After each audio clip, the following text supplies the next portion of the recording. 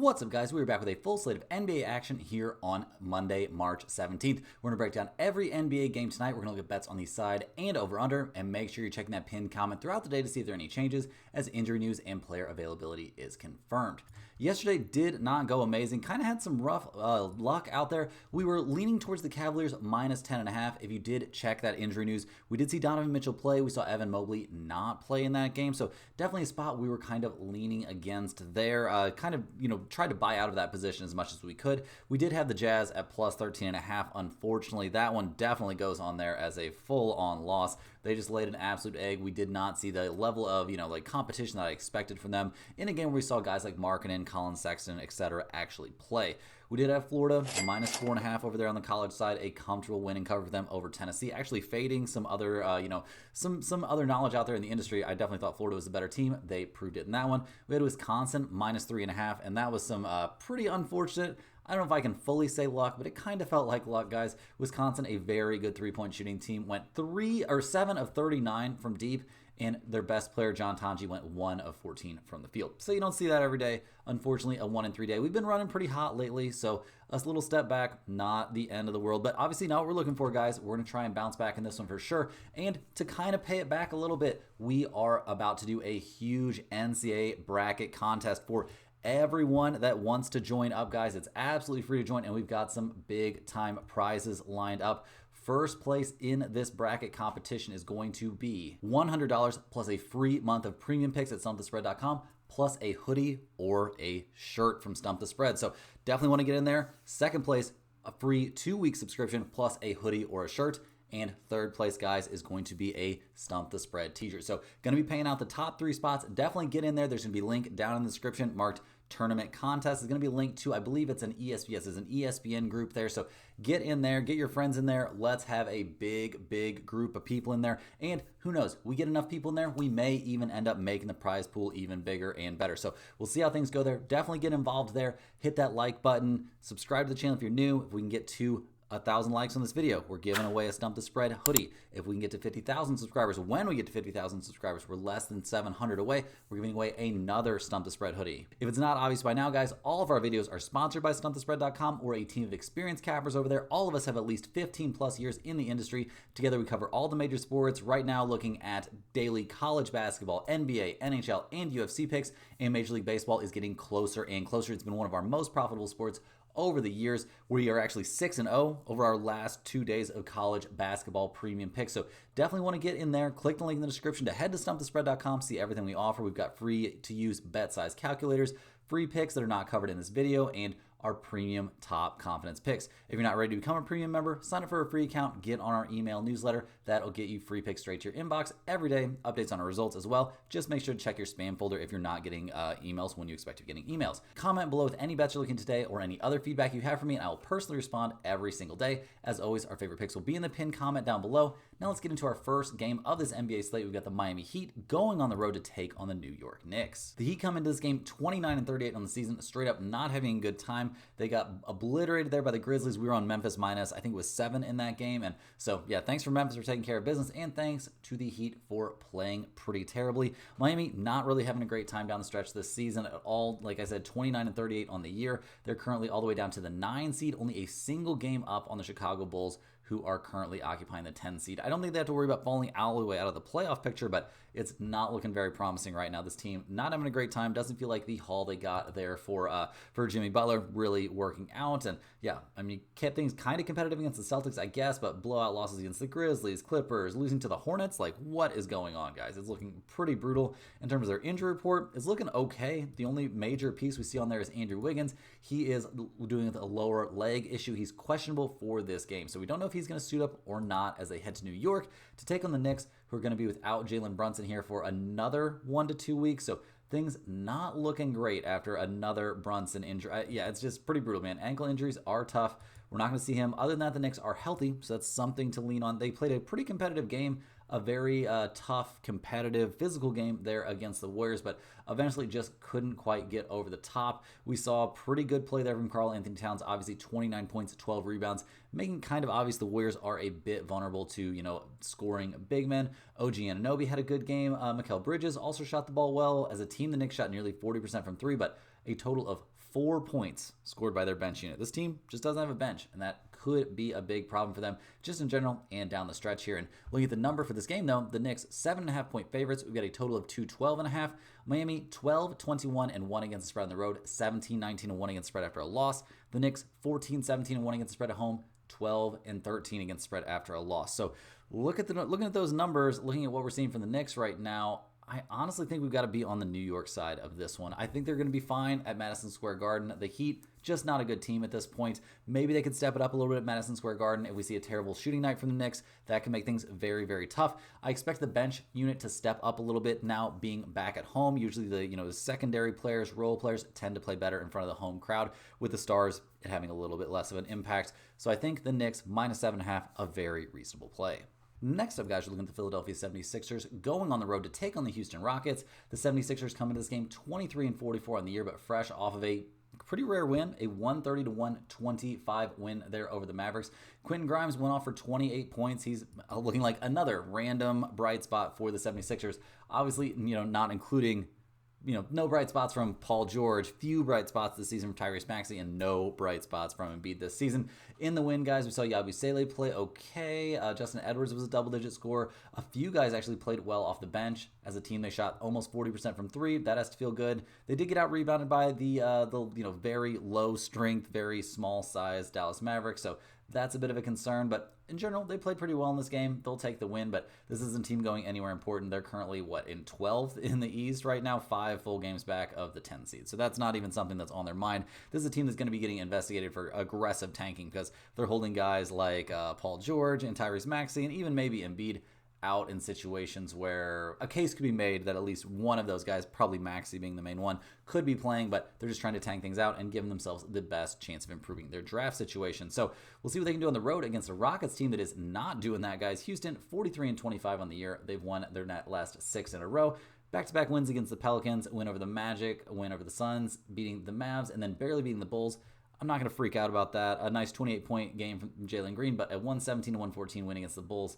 Not exactly something that we're going to throw you a parade for, but positive things are happening. Seeing Van Vliet back out there, definitely a big positive. He's got to get his legs back under him. Sengun's playing well. The bench for the squad, once again, not really a bench unit that gets me excited, but we're seeing positive signs of life here from the Rockets, who had a little bit of a swoon there. They're going to be without Amen Thompson here still for a little bit. I can't remember how much longer it's going to be. Yeah, at least another week, at minimum another week. So we'll see what they can do. Right now, Houston finds themselves currently occupying the 2 seed, which is pretty wild, but they're in a 3-way tie for that 2 seed, and there's going to be a lot of craziness going on in the West here down the stretch. So looking at the numbers, Houston, massive favorites, 14.5 point favorites. We've got a total of 222.5. The 76ers, 13-19-1 against spread on the road, 5-7 against spread on no rest, 10-11-1 against spread after a win. Houston, 19-16 against spread at home, 23-18-1 against spread after a win. I don't love these huge numbers, guys, but against a team like the 76ers that is really aggressively tanking and really not playing hardly anyone, I think the Rockets are in very good shape to get a blowout winning cover. This is a team that's trying to win. They need to be winning games right now. They want to finish as high as they possibly can in the standings out there in the West, and winning these games is how you're going to do that. So give me the Rockets. I think they win this game in a blowout. Next up, guys, we got the Indiana Pacers going on the road to take on the Minnesota Timberwolves. The Pacers come into this game 37-29 on the year, but fresh off a 126-119 loss there at the Bucks. Yeah, going 1-1 in those 2 games recently against the Bucks probably doesn't feel terrible, but also might not feel great. It's very clear they have little to no answer there for Giannis, which is going to be problematic if they do run up against Milwaukee in the playoffs, which is certainly a possibility. This Pacers team, they rely pretty heavily. Siakam's the consistent player. Halliburton, I'm not going to say he's a wild card, but he's been a little bit all over the place this year. He's been better here in the second half of the season, don't get me wrong, but I don't know. We'll see what we get from them down the stretch. They do come into this game looking pretty banged up. We see Halliburton on the injury report, Nesmith on there, Siakam on there, Miles Turner also on the injury report. Halliburton, guys, he's questionable due to a sore lower back, so I think there's a chance he plays. Nesmith, questionable due to left ankle injury management. Siakam won't play in this game for personal reasons. I'm not sure what's going on there. If you know, let me know down in the comments. I haven't seen anything out there in the Twitter sphere or anything else. Miles Turner, questionable for this game due to a hip contusion. So we'll see who the Pacers even have available for this game as they go on the road to take on the Timberwolves, who are fresh off a 128-102 blowout win there against the Jazz. Anthony Edwards put up 41 points. The Timberwolves looking much better, winning their 8th straight game. In that entire stretch, though, their only good win was against the Nuggets. So I'm not about to say, oh, the Timberwolves are back. Oh, they're suddenly good. I don't think they're suddenly good. It's probably nice for them that they're climbing the standings a little bit. They're up to the 7th seed, but them and the Warriors are basically just, staying tied with each other, holding serve. So we'll see who can, play their way out of the play-in, but I don't think we need to be overreacting too much about this Timberwolves team that really hasn't been playing anybody. But this could be a case of not playing anyone again, since, the Pacers could be resting a lot of guys. We see Mike Conley on the injury report. He doesn't move the needle too much for me. Minnesota, 8-point favorites here. We've got a total of 230.5. Indiana, 15-21 against spread on the road, 14-12-2 against spread after a loss. The Timberwolves, kind of a sketchy team at home, 12-20-1 against spread at home, a number that's been getting slightly better. They are 7-5 against spread on no rest, which is interesting. They are 18-20 against spread after a win, another number that's been getting slightly better. Guys, I'm leaning towards the Timberwolves here if we see Indiana resting at least 3 of their starters. If that's what happens, and that's kind of what the line, what the spread would indicate to me is that's what's going to happen, then we definitely go ahead and take the Timberwolves here at -8. I think they comfortably win this game by double digits. You kind of have to make a guess here, though, because if you wait until the injury news for the Pacers is confirmed, this line is going to move a lot. So give me a slight lean here towards the Timberwolves at -8, but I think I have to wait for some injury news. Next up, guys, we got the Detroit Pistons going on the road to take on the New Orleans Pelicans. Biggerstaff kind of having a little bit of a freak out here about the officiating there in that Thunder game, which I don't blame him. It wasn't great, but I don't know what you're going to accomplish by doing this. I don't think this is going to have the impact that you want it to have. Obviously, they're fresh off a loss there against the Thunder. You did just lose a game against the Wizards. Probably don't want to be blaming that on the officials. So we'll see what Detroit can do here down the stretch. Obviously, they've been a great team this season. They're in the 6th seed, very solidly in the 6th seed, I might say. They could move up to as high as the 4 seed. So there's really not a lot of negatives to find right now for the Pistons. They just need to find a little bit of consistency, and they're a young team. They're going to struggle with consistency at times, and they're just not ready to play against a team like the Thunder. Like, that's no shade to them. Like, that's just the case. They come into this game fully healthy, so that's a big deal, and they've got a chance to tally up a nice win here, going on the road to take on the Pelicans, who are only 18-50 on the year. They're actually fresh off a 119-115 loss there at the San Antonio Spurs. Not exactly the kind of team you're supposed to be losing to if you want to be taken even close to seriously. The real news here for the Pelicans is that, Zion continues to play well, looks like he's actually in good shape, and has just been, doing his thing out there on the court. Right now, they do look a little bit banged up, guys. We see Zion, Kelly Olynyk, among others, on the injury report. Zion, due to personal reasons, is questionable for this game. That is not a good sign for Zion. You don't want those kind of things cropping up. You just need to play well, play out the end of the season, go into next year healthy and playing well. Kelly Olynyk dealing with a left finger sprain. I think there's a decent chance we see him play, but is that really going to move the needle for me? The Pelicans getting 6.5 points here. We've got a total of 233.5. Detroit actually 21-11-2 against spread on the road, 19-10-1 against spread after a loss.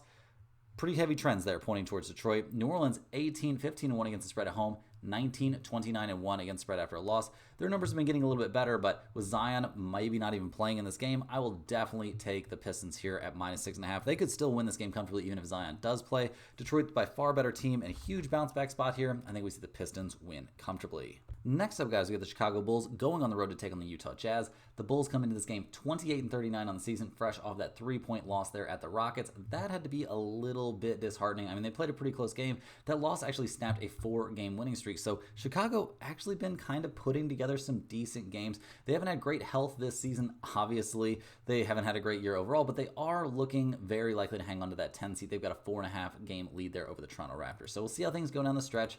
They come into this game with a lot of the same dudes that you would expect to see on the injury report. Josh Giddey still on there. That's a significant concern, and so is Jacoby White. Another big concern. Giddey dealing with his ankle problem. He's doubtful for this game. They're not going to be rushing him back from that. And Jacoby White, guys, he's dealing with a sore toe, but he is probable. So apparently we're going to see him, which puts the Bulls close to what we now recognize as full strength for them. So we'll see what they do. They're going up against a very beatable opponent in the Utah Jazz, who are coming off of a loss last night at Minnesota. And now they had to go from Minnesota to Utah. I don't think that's too bad of a flight, but this team straight up not having a good time, tanking things out pretty hard. I expect we see this injury report light up like a Christmas tree, because we're going to see guys like Colin Sexton playing, if he plays, very limited minutes. Lauri Markkanen, I would be shocked if he even plays in this game here on back-to-back nights. Walker Kessler, another situation where I'll be shocked if he ends up playing, and I expect Keontae George and Jordan Clarkson to continue sitting out games. So looking at the numbers, the Jazz are getting 5.5 points at home. We've got a total of 238.5. Chicago 16-15-1 against spread on the road, 22-16 against the spread after a loss. Utah 17-16 against the spread at home, 5-7 against spread on no rest, and 25-26 against spread after a loss. Guys, I definitely am siding with the Chicago Bulls in this one at -5.5. I don't know if I really have what it takes to put the Chicago Bulls in a pinned comment play ever. This as favorites, especially, that seems a little bit tough, but it could happen in this one. The Jazz are tanking out pretty hard, and when you're trying to lose and their team is kind of trying to win at least, it seems like it might be a decent spot. Next up, guys, we got the Denver Nuggets going on the road to take on the Golden State Warriors. The Nuggets come into this game fresh off a tough loss to the Washington Wizards. Yeah, that was pretty wild stuff. Jordan Poole hitting a three with 2.1 seconds left gives them the win. If you're ever going to cry about, a Vegas game or something like that, this would be it. Pretty big upset there. It's hard to see that one coming. Clearly, the Nuggets maybe not super locked in for that game, so they are now in a bounce back spot, but they haven't been playing amazing here down the stretch. I mean, they're currently, tied for second, I guess, technically out there in the West. So they do have stuff to play for. It's just a little bit questionable whether or not they're actually, what spot do they want to be in? I think they're more concerned with health here down the stretch, but I think this is also a team that, is trying to win games, no doubt about that. We've got Jamal Murray, Michael Brown, Aaron Gordon, Jokic, all on the injury report here. Jamal Murray, guys, questionable due to a right ankle sprain. Brown dealing with the foot issue is probable. Aaron Gordon dealing with a calf issue is questionable. And Jokic, guys, dealing with his elbow/ankle injury is questionable as well. So a lot of unclear injury designations here for the Nuggets as they go up against the Warriors, who come into this game 39-28 on the season. They've been playing a very winning brand of basketball ever since the Jimmy Butler trade. They haven't been playing the toughest teams. I won't say that they've played a real murderer's row or anything like that, but they're getting the job done, and they're doing a decent job at least of staying healthy. We do see Podziemski still continuing to miss time. He's listed as out for this game, but could come back on Tuesday. We do see the Warriors playing the front half of a back-to-back here. Steph Curry is also on the injury report. He's questionable due to a lower back strain. So it sounds like they're kind of setting things up to possibly hold Curry out for this game against the Nuggets, and that could be a problem. But looking at the numbers for this game, we still see the Warriors as 5.5-point favorites. So with so much injury uncertainty surrounding this game, it's really hard to cap it in any sort of definitive way. Denver 16-18 against spread on the road, 12-12 against spread after a loss. The Warriors 16-17-1 against spread at home, 16-21-1 against spread after win. But that's a number that's been getting much, much better. In general, in this game, guys, assuming both teams are healthy, I'm going to be leaning towards the Nuggets and the points. But it does not seem like that's going to be the case. So really, this is a wait-and-see spot. If the Nuggets are going to have no Jokic, I like the Warriors. If they're going to have Steph, if the Warriors aren't going to have Steph, as you can see, very unclear injury situation for this game. It's going to be a wait-and-see spot for me. Next up, guys, we have the Toronto Raptors going on the road to take on the Phoenix Suns. The Raptors come into this game 24-44 on the year. They're fresh off a 3-point loss there at the Portland Trail Blazers last night, and now they have to go on the road, hop on that plane in Portland, and fly down to Phoenix. So not exactly the easiest travel spot, I'll tell you what. So we'll see what goes on with this Raptors team. Obviously not a squad that's really super dedicated to winning at the moment, but they haven't been horrible either. I'm not saying this team is tanking out the worst. We have a very unclear injury report at this time. I would expect guys like Quickly, Grady Dick, RJ Barrett possibly to miss this game, but we could also see them play, and guys like Scotty Barnes, Jakob Poeltl sit out the second half here of a back-to-back. It's all very much still up in the air here as they go on the road, take on the Phoenix Suns, who come into this game fresh off of a pretty embarrassing 107-96 loss there against the Lakers. That one was in LA. Now they got to take the quick flight from LA to Arizona. We'll see what things are looking like, but I don't have a lot of great things to say about the Suns right now, guys. They are looking like they could possibly miss even the play-in. Although they're only a game and a half back of Dallas, they failed to pick up that slack. They had no answers out there for Luka at all in that matchup against the Lakers, and now we just have to see who's all going to play here on back-to-back nights. I would expect most guys to play. It's pretty laughable to see guys like Bradley Beal showing up on the injury report, yet didn't come back due to left hamstring tightness. I bet the Suns wish this dude would leave and never come back. That was a terrible, terrible signing. I don't know. I would never want to pick up a guy like that with a no trade clause. But we'll see what goes on with the Suns here down the stretch. But it's not looking great. The odds makers like him here, though. The Suns are 8.5-point favorites, which to me indicates that Toronto is going to rest a lot of dudes. We've got a total of 230.5. Toronto 18-13 against spread on the road, 6-6 against spread on no rest, 26-16-1 against spread after a loss. But they're not going to be playing anybody, or at least that's what it looks like. The Suns 11-20-1 against the spread at home, 5-8-1 against the spread on no rest, 19, 17, and 1 against spread after a loss. I'm actually leaning a bit towards the Suns here. Now, this is not going anywhere near the pin comment or anything like that until we have a clear picture of who Toronto's actually going to sit out for this game, but it does feel like they're going to sit out a lot of guys. That's why this line would be like this. So I am leaning towards the Suns. This is another spot where we have to at least semi-wait and see before we get all excited. Next up, guys, we have the Memphis Grizzlies going on the road to take on the Sacramento Kings. The Grizzlies come into this game 43-25 on the year, fresh off a nice 125-91 blowout there against the Heat. You love to see that. Jaren Jackson Jr. is back now. He's playing well, putting up a 31-point game. Bane put in 22 points and 10 boards and 8 assists, so a great game from him. And yeah, Memphis absolutely rolling now, so good things there. Loving what we're seeing from the Grizzlies. They're a team that really needs to find a way to beat some good teams. They haven't really done that in general this season, but they're up there. They're in the mix. They're fighting to get as high as the 2 seed out there in the West. So liking what we're seeing from Memphis. They come into this game, obviously, looking fairly healthy. Ja still missing time, which concerning to see him missing time with a shoulder issue. Other than that, they're relatively healthy. Santi Aldama being out is not great, but it's also not the end of the world here as they go on the road to take on the Sacramento Kings, who are 33-33 on the season. They're fresh off a blowout loss at the hands of the Suns, and yeah, it's looking pretty bleak here down the stretch for the Kings. They're only a game and a half up on the Dallas Mavericks. I do think the Kings are a better team right now than the Mavs, but it's not looking like smooth sailing. I don't think they're going to fall below the Mavs or below the Suns, so I don't think they're going to miss the play-in or anything like that, but this is not a squad that anybody's going to be scared of. They come into this game looking healthy, but that really hasn't been a huge difference maker. A lineup of Monk, Levine, DeRozan, Murray, and Sabonis isn't exactly out there, wreaking havoc on anybody. Against the Suns, Sabonis played 30 minutes, scored 12 points, 11 assists, and 11 rebounds, and they still end up taking a massive L in that game. So not looking great. The Kings are getting 1 point in this game. We've got a total of 242.5.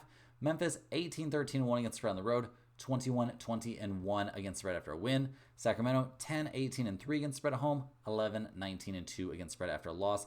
This is a pick'em game, guys. I'm going to go ahead and pick them, and I'm picking them on the Memphis Grizzlies. I don't like what we're seeing from the Kings. They are playing at home. Maybe we see a better effort. Maybe the shots are falling for Levine and DeRozan, and that changes things a little bit here, but I'm just not loving what I'm seeing from the Sacramento Kings. I think the Grizzlies get the job done here against another very mediocre team. If this is a good team, I'd be fading Memphis, but since it's not, go ahead and give me the Grizzlies. Rounding into the home stretch here, guys, we're looking at the Washington Wizards going on the road to take on the Portland Trail Blazers. The Wizards actually come into this game fresh off of back-to-back wins. Yeah, how wild is that, guys? They took down the Pistons, and then they took down the Denver Nuggets. And now their road trip continues. They are headed to Portland to take on the Blazers. So this team only 15-51 on the season. We'll see what they can do out there. Jordan Poole doing a little bit to boost his value throughout the league over the last few games, but I'm not going to super overreact to anything I'm seeing right now. Sarr had a massive game, 34 points, 12 of 28 from the field, so good stuff there, but I'm not about to freak out about this Wizards team. How often are they going to shoot 42, almost 43% from three? I would say not very often. How often are they going to have an edge on the boards? I would also say not very often. So we'll see what they do out of there. I'm not about to freak out about this Washington team, though. They come into this game looking relatively healthy. We do see Kispert and Marcus Smart both on the injury report, but this isn't anything to freak out about, guys. This Washington Wizards team is still straight up not very good. So we'll see what they do on the road here against a Trailblazers team that just played last night. They got the 105-102 win at home against the Raptors. Now they just get to sit and wait and take on the Wizards. And the Blazers come into this game 29-39 on the year. They're going to have a rough time getting into the play-in, but they are technically only 3.5 games back, so not out of it as of yet. We've seen good stuff from this team down the stretch. The injury report still, guys, we see Jeremy Grant on there. Probably not going to play in this game, but it's not a fully updated injury report, so we'll see. Maybe he can play the second half of this back-to-back, and that will give him a little bit of a boost. The Blazers are 4.5-point favorites. We got a total of 231.5. Washington 14-17-2 against spread on the road, 7-7 against spread after a win. Portland 19-13 against spread at home, 9-1-1 against the spread on no rest. That's an NBA best mark against spread on no rest.